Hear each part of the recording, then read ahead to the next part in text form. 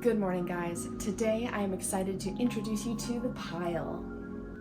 The pile is my beloved spot in my apartment where I dump things I don't want to deal with, specifically also where I've been keeping my market stuff while I haven't been using it. Generally in the off season, I'm keeping this stuff down in my actual storage unit, but it's such a pain in the butt to lug it down, lug it back up, pack the storage unit up when I'm done, blah blah blah, so I have just been leaving it sitting in this pile in the corner of my apartment since the season started back in November. And this today is going to be my final craft market of the season, which means I can finally deal with the pile. I also try and keep all of my merch in the apartment so I don't have to be like going down when I need to get anything. So that's what you're seeing me going through here. I keep all of my stuff in recycled boxes in this cute little cabinet, but I'm starting to think I'm gonna need a little bit more effective storage space because it just seems like these boxes multiply and multiply, especially when we're talking about stuff like books. And I want to make stuffed animals next year, which are going to take up a huge amount of space. But anyway, since this stuff is already here and it's basically just been dumped from the last time I did a market, it is super easy for me to collect everything and repack it for the market today. I actually love packing for markets. It's kind of like doing Tetris in my suitcase. I have this really large oversized suitcase and I don't drive, so I either for years I had to rely on public transit to get to my shows. Now I rely on the kindness of my dad when he is available to drive me to these shows, or good old Uber. But as a result, I got really good at keeping all of my stuff in a pretty small contained space. So I pack up everything, my merch, my display supplies, my tablecloths, whatever I might need, and I just try and take as much as I can because the worst thing that can happen is forgetting something. And spoilers, but I actually end up forgetting my business cards, and luckily Mark, my partner, was gonna come down and bring me lunch, so I'm like, Mark, please bring me my business cards, I forgot them. Truly, running a small business is a collaborative effort. But my approach to this market today is very low key. I am not interested in stressing over anything. I have very low expectations. I am just looking to have a good time, and I don't want to run out of anything because that is the worst case scenario. So pack it full, close it up. Here we go.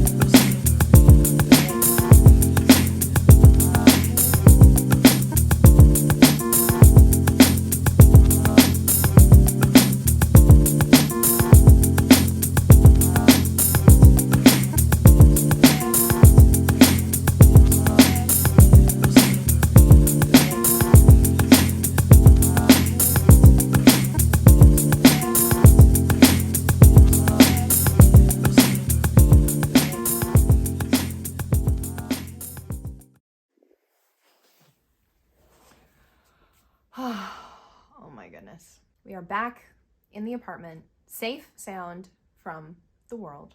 I have delicious, life-saving leftover chicken soup here. I literally just rolled in, and I wanted to chat before I forget what I wanted to say.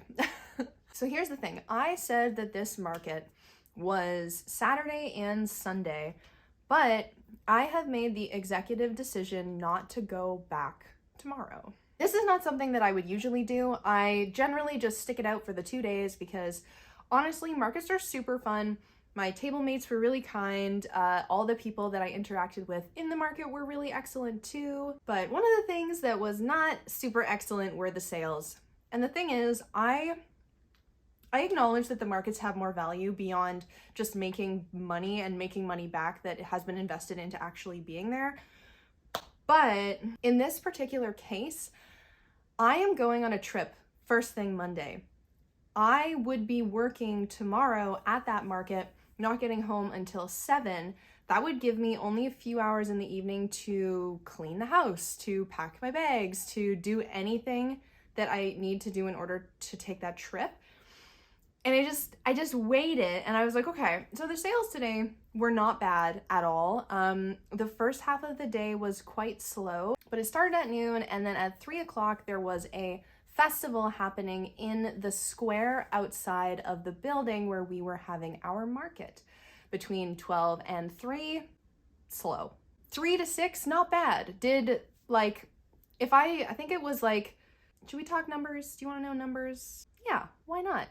Why not? Let's talk numbers. Let's get dirty in here. So my investment into the table for the 2 days was a little bit shy of 400 Canadian dollars, which is very average for these sorts of things. $200 a day is kind of what you can expect to pay for a table space at one of these smaller craft fairs. These markets are new for me. So in the past, I usually do like anime markets and fan expos, comic conventions, comic festivals, art fairs, stuff like that. But craft markets has been a new realm for me, and I've done 3, I think, so far before this one this year. And each time I'm taking that initial investment cost and generally I double it. So if I spend 400, I make 800, and then that 400 additional is my profit, which isn't really 100% profit because there's a lot of other expenses that go into making all the merch and stuff that hasn't 100% been accounted for. And I don't think that I am going to make that much at this particular market. Like, I'm not going to be doubling my expense costs, which is fine. Again, I must stress, it's not the end of the world. Okay, so in the first 3 hours of the day, I made like $130, and I ended up with just shy of $500. So in the first 3 hours, I made $130. In the second 3 hours, I made double that, I guess. And the reason that I made double that was because the festival was on. All those people had collected down in the square and were able to come into the craft fair. And this is all just to say that tomorrow, Sunday, what's going to happen is the attendance is going to be similar to the morning 3 hours of the day. And in my experience, Sundays are always slower than Saturdays. So that's like putting me at like, if I made $200 tomorrow, that would be like that'd be a big day. And again, I'm not scoffing at $200. I'm just saying that I have other stuff that I want to do. So I think the decision not to return tomorrow is the right call. And I don't remember if I mentioned, but this was my last show of 2022.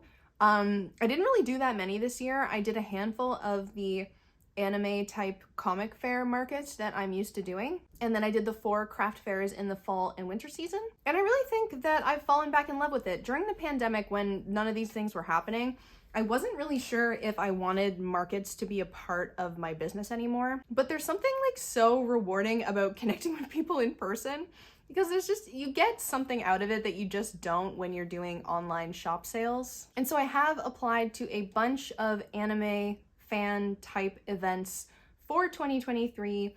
I'm going to continue to apply to craft shows and just anywhere that I feel like I might be able to fit in. And all that I've learned this year through doing these craft fairs, specifically the craft fairs, because it's a totally different audience from the people that I usually am catering towards, I'm going to take those observations and lessons and apply them to my work. So hopefully next year will be more successful.